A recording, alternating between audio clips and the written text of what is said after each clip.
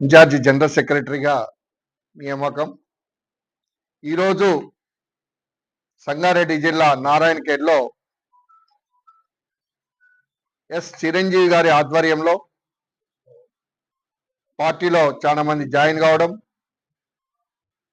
చాలా మంది రావడం కూడా చాలా సంతోషంగా భావిస్తూ, అదేవిధంగా ఈ రోజున వాళ్ళందరికీ కూడా నేతాజీ సుభాష్ చంద్రబోస్ ఆశయాల మేరకు పనిచేసే వారందరికీ కూడా సంగారెడ్డి జిల్లా ప్రజలకి, ముఖ్యంగా యువతి యువకులకు అందరికి కూడా ఆహ్వానం పలుకుతూ, ఈ రోజున భారతదేశంలో జరుగుతున్న అక్రమాలు, ముఖ్యంగా విద్యార్థులకు మొన్న మనం గమనిస్తే నీట్ పేపర్ లీకేజ్ బీజేపీ ప్రభుత్వం యొక్క కుట్రలో భాగంగా ఎంతో మంది ఆత్మహత్యలు చేసుకొని, ఆ రోజున ర్యాంకులు వచ్చిన వాళ్ళు ఇలా విపరీతంగా నష్టపోయి మార్కులు రాక ఆత్మహత్యలు చేసుకున్న పరిస్థితుల్లో విద్యార్థులు ధర్నా చేస్తుంటే వారిపై పోలీసులని ఉపయోగించి లాఠీ చార్జ్ చేసి విద్యాశాఖ మంత్రిని రిజైన్ చేయమంటే, బర్తరఫ్ చేయమంటే చేయకుండా మోడీ గారు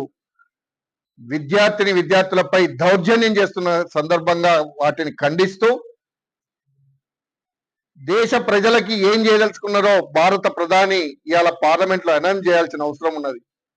ఇన్ని లీకేజీలు జరుగుతున్నా కూడా నిమ్మకి నీరెత్తినట్టుగా నోరు తెరవకుండా కూర్చునే పరిస్థితి మనం గమనిస్తున్నాం. అదేవిధంగా భారతదేశాన్ని ఆదానికి అంబానీకి తాకట్టు పెట్టి బీజేపీ ప్రభుత్వం మత విద్వేషాలు రెచ్చగొట్టి కుల మతాలను తీసుకొచ్చేసి ఓట్లు దండుకోవడానికే ప్రయత్నం చేస్తుంది తప్ప ఇంకొకటి లేదు. కేంద్ర ప్రభుత్వంలో ఇలా రైతాంగాన్ని ఎన్నో రకాలుగా మోసం చేస్తూ నష్టపరుస్తున్నది. మనం ఎందుకు చెప్పొచ్చు అంటే, ఇలా వడ్లకి 100 రూపాయలు పెంచితే, పత్తికి 150 రూపాయలు పెంచితే, ఇలా ఫర్టిలైజర్కి బస్తాకి 500 రూపాయలు పెంచిన పరిస్థితి మనం చూస్తున్నాం. అన్ని షార్టేజీలు, పెట్రోల్ పెరిగింది, గ్యాస్ పెరిగింది, కిరోసిన్ పెరిగింది, ప్రతి ఒక్కటి పెరిగి అన్ని షార్టేజ్లే. ఇలా సామాన్య ప్రజలు బతికే పరిస్థితి లేకుండా కేంద్ర ప్రభుత్వం చర్యలు చేపడుతున్నది. ఎక్కడ కూడా ప్రధానమంత్రి నోరెత్తిన పాపాన పోలే. ఎన్నో ఎఫెక్ట్ రైతాంగాన్ని ముంచుతుంటే కూడా ఏ ప్రభుత్వాలు కూడా పట్టించుకోని పరిస్థితి.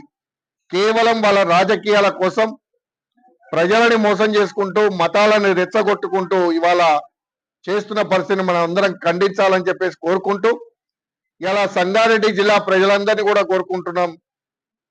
నేతాజీ సుభాష్ చంద్రబోస్ ఆ రోజున 1939లో పార్టీ స్థాపించి 1943 వరకే మన భారత ప్రభుత్వాన్ని ఏర్పాటు చేశారో, అదేవిధంగా ఇవాళ ఆదాని అంబానీ నుంచి, గుజరాతీల నుంచి మన భారతదేశాన్ని కాపాడుకోవాలి అంటే ఖచ్చితంగా మనం అందరం ఒక్కటి కావాల్సిన పరిస్థితి ఉన్నది.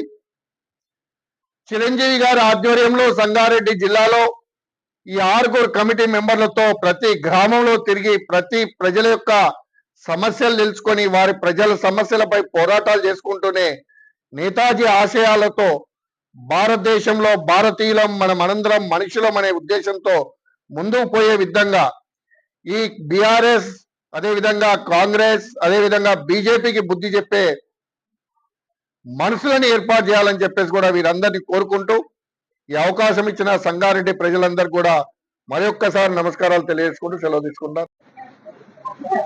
రాష్ట్ర ప్రభుత్వం ఏర్పడి 2.5 సంవత్సరాలు గడిచిన ఇప్పటి వరకు ఒక్క నోటిఫికేషన్ కూడా ఇవ్వలేకపోయాడు. గతంలో కాంగ్రెస్ పార్టీ అధికారంలోకి రావడానికి అయితే మన రేవంత్ రెడ్డి గారి వాగ్దానం చేసిండో, ఎన్నికల మేనిఫెస్టోలో పెట్టారో, ఎన్నికల మేనిఫెస్టోలో పెట్టిన ఉద్యోగాల నోటిఫికేషన్ తక్షణమే విడుదల చేయాలని ఆల్ ఇండియా ఫార్వర్డ్ బ్లాక్ గా ఈ నారాయణఖేడ్ నుంచి మేము డిమాండ్ చేస్తా ఉన్నాం. 2 లక్షల ఉద్యోగాలు భర్తీ చేస్తానని చెప్పిన మన రేవంత్ రెడ్డి గారు ఇప్పటి వరకు ఏ ఒక్క నోటిఫికేషన్ విడుదల చేయలేదు. 15,000 ఉద్యోగాలు, పోలీస్ కానిస్టేబుల్ ఉద్యోగాలు 15,000 ఖాళీలు ఉన్నాయని చెప్పిన ఆర్థిక శాఖకు 7,000కే రాసి పంపడం జరిగింది. ఆ 7,000 ఉద్యోగాలు కూడా నోటిఫికేషన్ విడుదల చేయలేదు. ఈరోజు నిరుద్యోగులు చాలా రోడ్ల మీదకి వచ్చి ఆందోళన చేసినా కూడా ఎలాంటి పట్టింపు లేకుండా ఈ రేవంత్ రెడ్డి గారు చేస్తా ఉన్నాడు. నిరుద్యోగులు రోజు రోజుకు వాళ్ళ వయసు మీద పడతా ఉన్నది.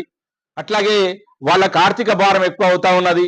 ఇన్స్టిట్యూట్లు పోయి డబ్బులు కట్టి కోచింగ్లు తీసుకుంటా ఉన్నారు. ఈ ఆర్థిక భారం వల్ల వాళ్ళ ఫ్యామిలీలు కూడా చాలా మంది ఇబ్బందులు పడతా ఉన్నారు. పిల్లలు చనిపోతా ఉన్నారు.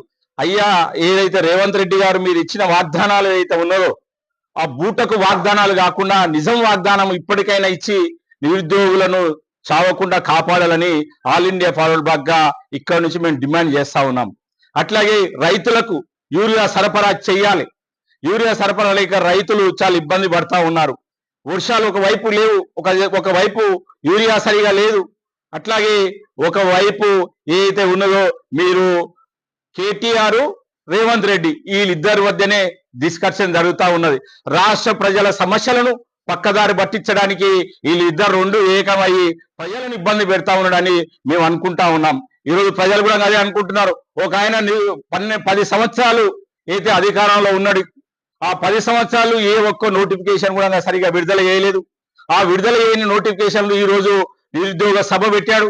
ఆ నిరుద్యోగ సభలో ఈయన కేటీఆర్ కొంతమందితోటి రేవంత్ రెడ్డిని తిట్టడం, రేవంత్ రెడ్డి గారు కేటీఆర్ ని తిట్టడం, ఈ ఇద్దరికి ఇదే సమస్యగా భావిస్తున్నారు వాళ్ళు. అయ్యా, రాష్ట్రంలో ఎన్నో సమస్యలు ఉన్నాయి. ఆ సమస్యలను పరిష్కరించాలని మేము డిమాండ్ చేస్తా ఉన్నాం. ఈ ప్రాంతంలో నారాయణఖేడ్ ప్రాంతంలో మనం గతంలో ఉద్యమాలు చేసినాం. మేము గతంలో ఎన్నో పోరాటాలు నిర్వహించాం. ఆ పోరాటాల ఫలితంగా ఇంతవరకు ఏమీ రాలేదు.